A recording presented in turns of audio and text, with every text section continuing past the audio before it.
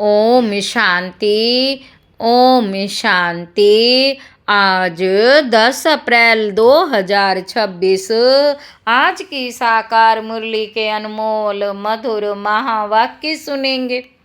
मीठे मीठे बाबा के मीठे बच्चे, बाप आए हैं भारत को सैल्वेज करने। तुम बच्चे इस समय बाप के मददगार बनते हो। भारत ही प्राचीन खंड है। बाप आए हैं भारत को सैल्वेज करने। तुम बच्चे इस समय बाप के मददगार बनते हो। भारत ही प्राचीन खंड है। प्रश्न है, ऊंची मंजिल में रुकावट डालने वाली छोटी छोटी बातें कौन सी हैं? ऊंची मंजिल में रुकावट डालने वाली छोटी छोटी बातें कौन सी हैं? उत्तर है, बाबा कहते, अगर जरा भी कोई शौक है, अनासक्त वृत्ति नहीं है, अच्छा पहनने खाने में बुद्धि भटकती रहती है। अगर जरा भी कोई शौक है, अनासक्त वृत्ति नहीं है, अच्छा पहनने खाने में बुद्धि भटकती रहती है, तो ये बातें ऊंची मंजिल पर पहुंचने में अटक रुकावट डालती है। इसलिए बाबा कहते, बच्चे वन वहाँ में रहो। तुम्हें तो सब कुछ भूलना है, यह शरीर भी याद ना रहे। ओम शांति। बच्चों को ये समझाया है कि ये भारत ही अविनाशी खंड है और इसका असल नाम है ही भारत खंड। हिंदुस्तान नाम तो बाद में पड़ा है। भारत को कहा जाता है स्पिरिचुअल खंड। ये प्राचीन खंड है। नई दुनिया में जब भारत खंड था तो और कोई खंड थे नहीं।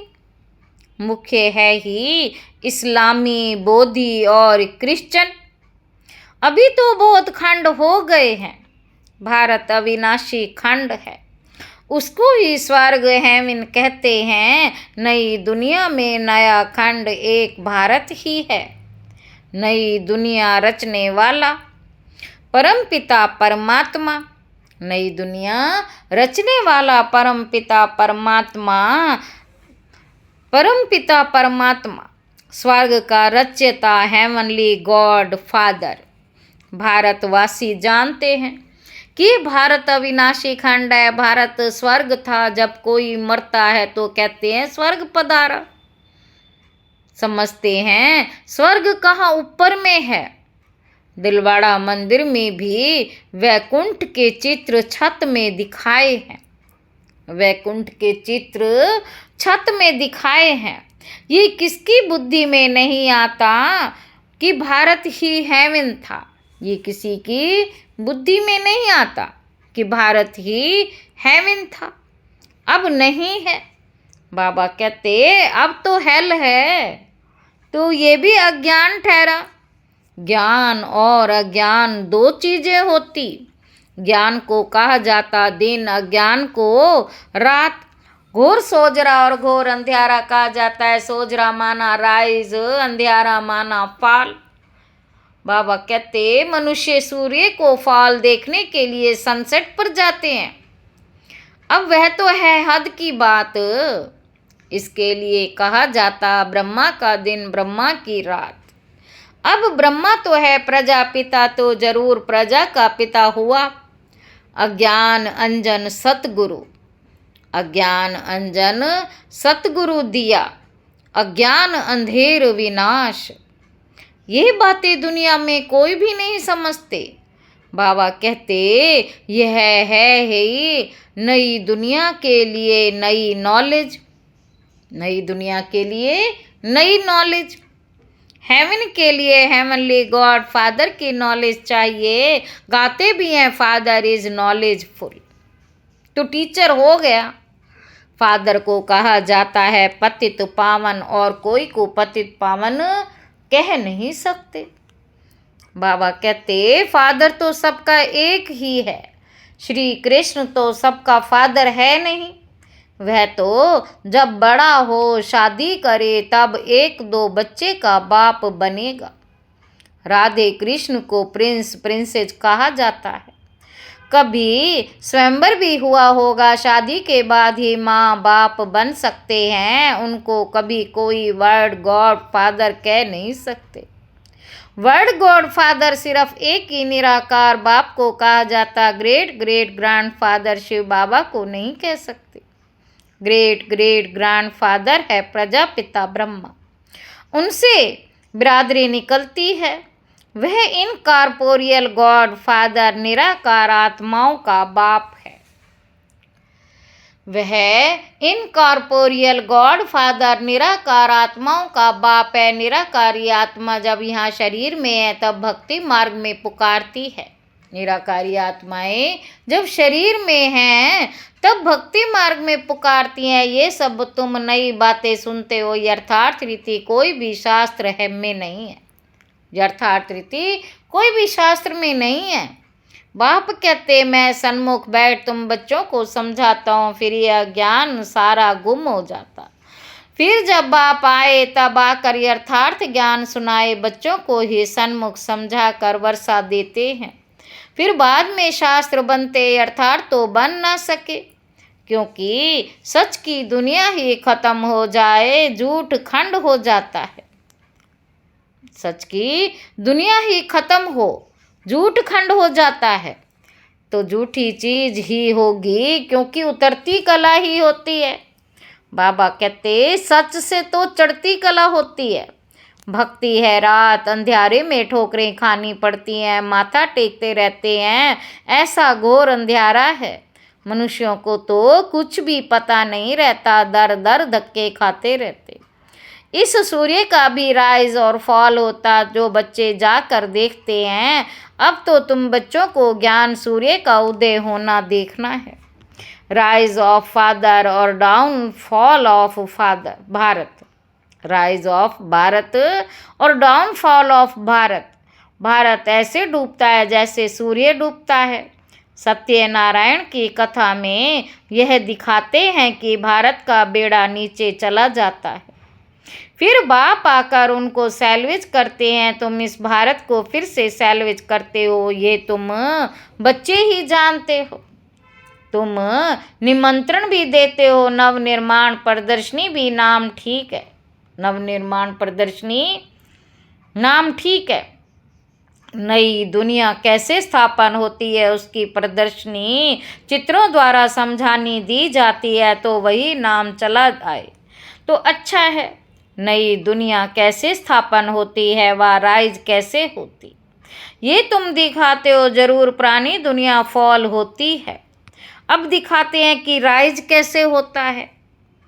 ये भी एक स्टोरी है। राज्य लेना और गंवाना। 5000 वर्ष पहले क्या था? बाबा कहते 5000 वर्ष पहले क्या था? कहेंगे सूर्यवंशियों का राज्य था। फिर चंद्रवंशी राज्य स्थापन हुआ। वह तो 1-2 से राज्य लेते हैं, दिखाते हैं फलाने से राज्य लिया। वह कोई सीढ़ी नहीं समझते, तो बाप समझाते कि तुम गोल्डन एज से सिल्वर एज में गए, सीढ़ी उतरते आए। ये 84 जन्मों की सीढ़ी है। सीढ़ी उतरनी होती है, फिर चढ़नी भी होती है। डाउनफॉल का भी राज समझाना होता है। बाबा कहते भारत का डाउनफॉल, कितना समय राइज, कितना समय फॉल एंड राइज ऑफ भारतवासी। विचार सागर मंथन करना होता है। मनुष्यों को टेम्पटेशन में कैसे लाएं, और फिर निमंत्रण भी देना है। भाइयों बहनों को आकर समझो। बाप की महिमा तो पहले बतानी है। शिव बाबा की महिमा का एक बोर्ड होना चाहिए। पतित पावन ज्ञान का सागर, पवित्रता सुख शांति का सागर, संपत्ति का सागर, सर्व का सदगति दाता, जगत पिता जगत शिक्षक जगत गुरु। जगत पिता जगत शिक्षक जगत गुरु शिव बाबा से आकर अपना सूर्यवंशी चंद्रवंशी वर्षा लो, तो मनुष्यों को बाप का पता पड़े। बाप की और श्री कृष्ण की महिमा अलग अलग है। यह तुम बच्चों की बुद्धि में बैठा हुआ है। बाबा कहते सर्विसेबल बच्चे जो हैं वे सारा दिन दौड़ा दौड़ी करते रहते। अपनी लौकिक सर्विस होते भी छुट्टी ले सर्विस में लग जाते। यह है ही ईश्वरीय गवर्नमेंट।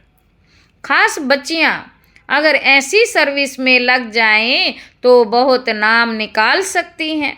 सर्विसेबल बच्चों की पालना तो अच्छी रीति होती ही रहती है, क्योंकि शिव बाबा का भंडारा भरपूर है। शिव बाबा का भंडारा भरपूर है। जिस भंडारे से खाया वे भंडारा भरपूर, काल कंटक दूर। जिस भंडारे से खाया वह भंडारा भरपूर, काल कंटक दूर।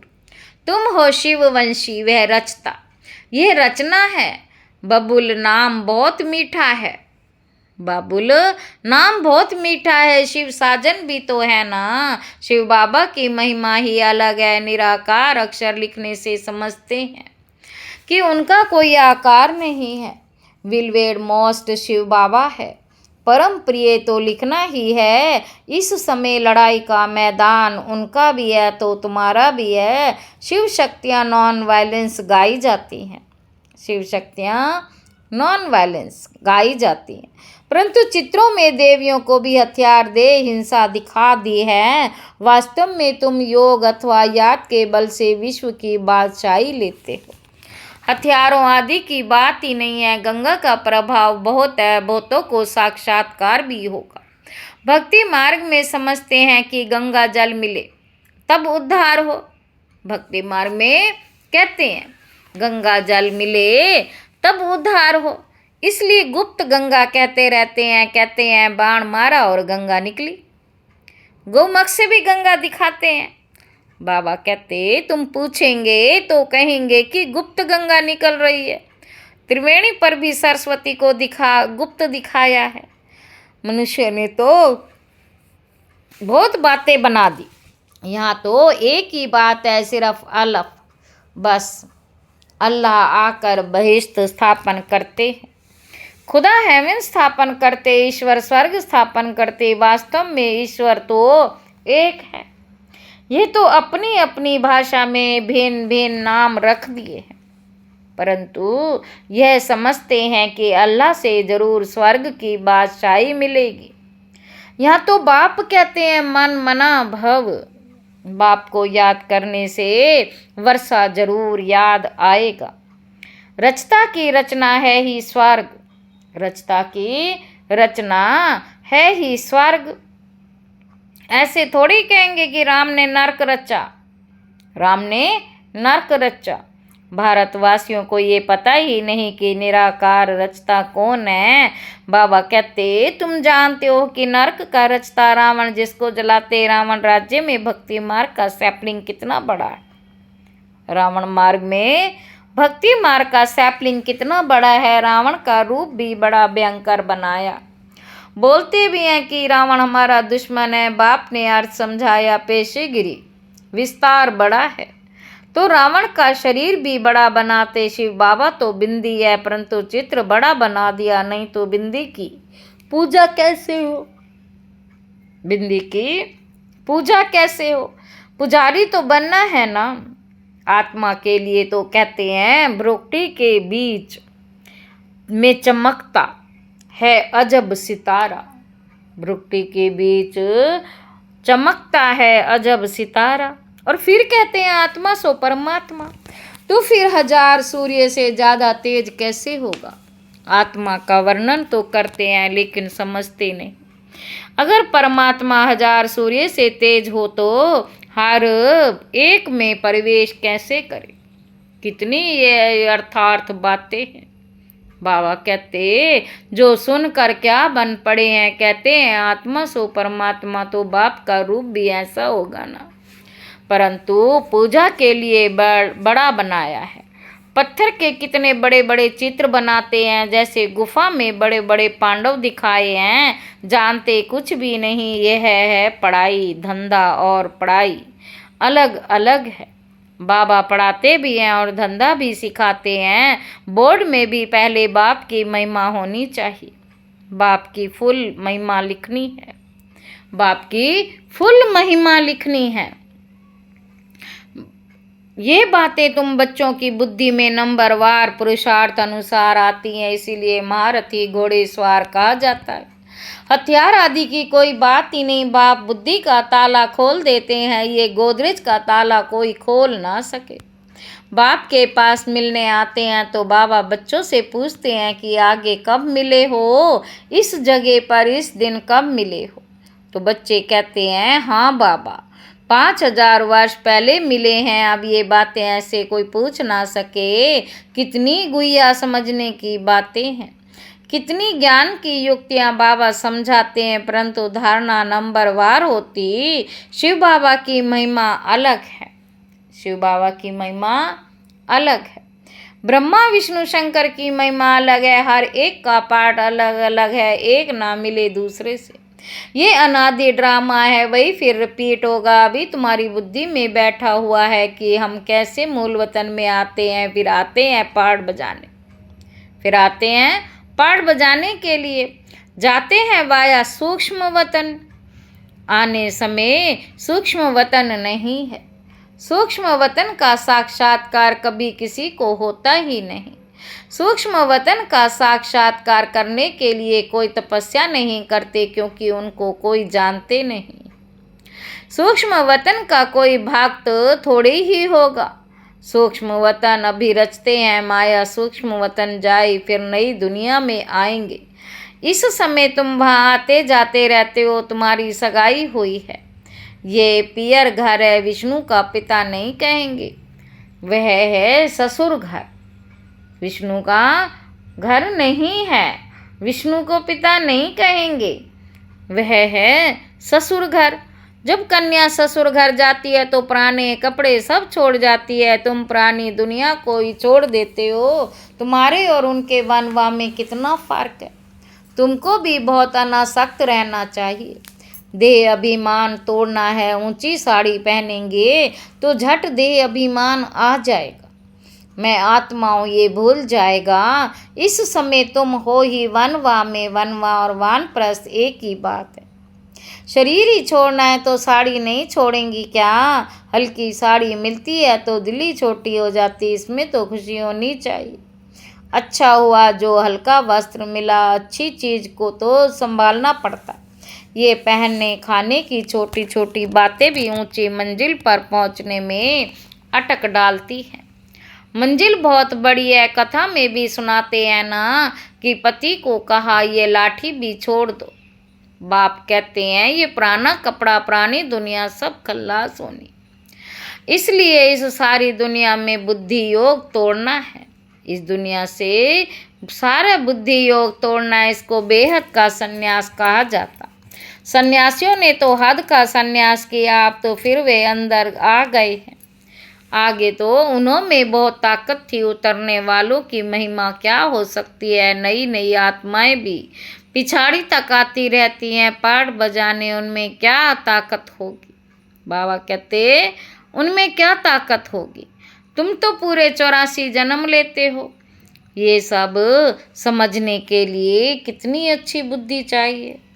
सर्विसेबल बच्चे सर्विस में उछलते रहेंगे। ज्ञान सागर के बच्चे ऐसे भाषण करें जैसे बाबा उछलता है, इसमें फंक नहीं होना है। अच्छा, मीठे मीठे सिकी लधे बच्चों प्रति माता पिता बाप दादा का याद प्यार और गुड मॉर्निंग। रूहानी बाप की रूहानी बच्चों को नमस्ते। हम रूहानी बच्चों की रूहानी बाप दादा को याद प्यार और गुड मॉर्निंग। नमस्ते बाबा, नमस्ते। शुक्रिया बाबा, शुक्रिया। धारणा के लिए मुख्य सार बुद्धि से बेहद का संन्यास करना है। वापस घर जाने का समय है, इसीलिए पुरानी दुनिया पुराने शरीर से अनासक्त रहना है। दूसरा पॉइंट है ड्रामा की हर सीन को देखते हुए सदा हर्षित रहना है। अच्छा, ओम शांति।